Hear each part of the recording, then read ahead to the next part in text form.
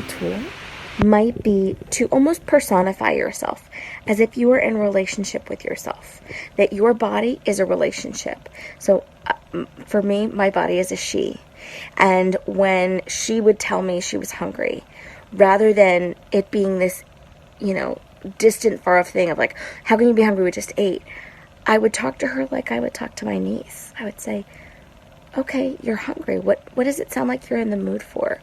Okay, let's try that. Let's see how it goes. And treating myself with loving, patient kindness without judgment is a game changer when it comes to body trust. So I would definitely try that. It's something that I do with most of my clients, and acknowledging that it's not going to be perfect, right? And that's okay. But every opportunity is a learning experience and informational gathering to build more trust with ourselves.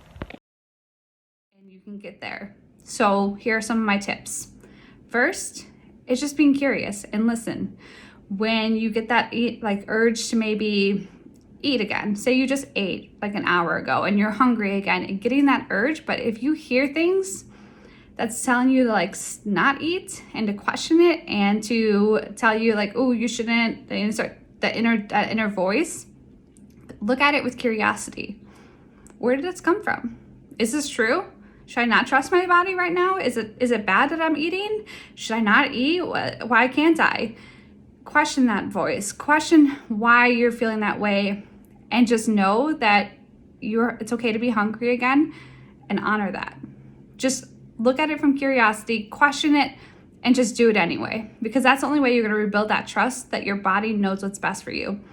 None of this, I'm emotional eating, I'm bored, I'm eating, I'm doing all the things. No, just allow yourself that permission to eat. That is what is truly freeing and flexible about that body trust. If you're questioning I really want to rest today, I don't want to exercise, and where my body at, I'm really stressed, it's just one more thing to do. That is fine. If you're saying, but I should, I can't, or just do it anyway. Just rest. Allow yourself that permission to rest. You don't have to do all the things just because someone else is doing it, or just because you think it's expected of you, or just because diet culture tells you have to exercise every day, or whatever it is. You are allowed to listen to your body and give it rest because it needs it.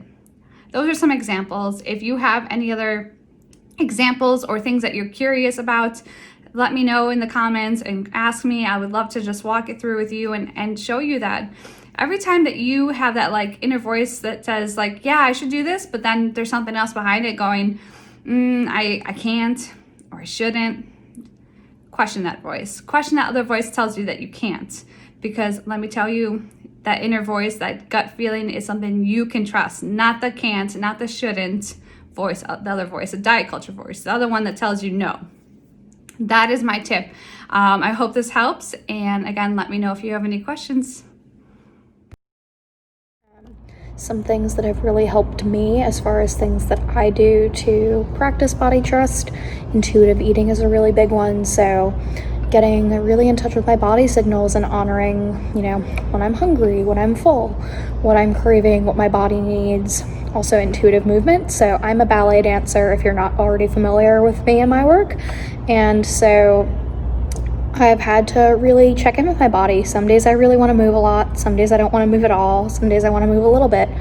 For example, I stretched for 20 minutes today. That's what my body needed. Didn't really need anything else. And so I trusted that that's what my body needed. Even, let's say, if I was scrolling through Instagram and saw someone doing a 2-hour workout or something, trusting that maybe that's what their body needed. Maybe that's not what their body needed. But knowing that what I needed today was what my body needed, and really honoring the fact that all of our bodies are so different, and that we need to trust knowledge that they're giving us, which can be hard, especially if you are struggling with an eating disorder or something like that. It can be a process, and it can be something, where you need a team to help you, like your therapist, your dietitian, your doctor, friends, family members, things like that.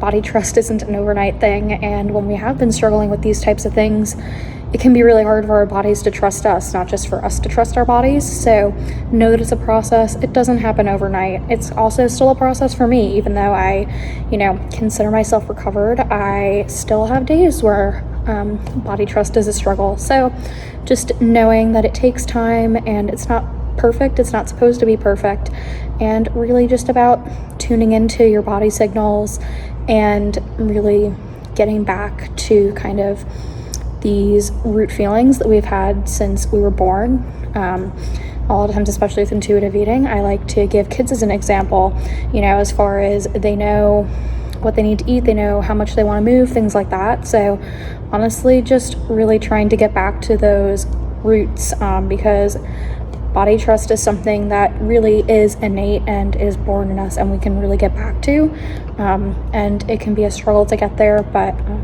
definitely want you to know that it is possible, regardless of where you are with your body today. So I hope this was helpful, and I hope to connect with you over on my page. Bye.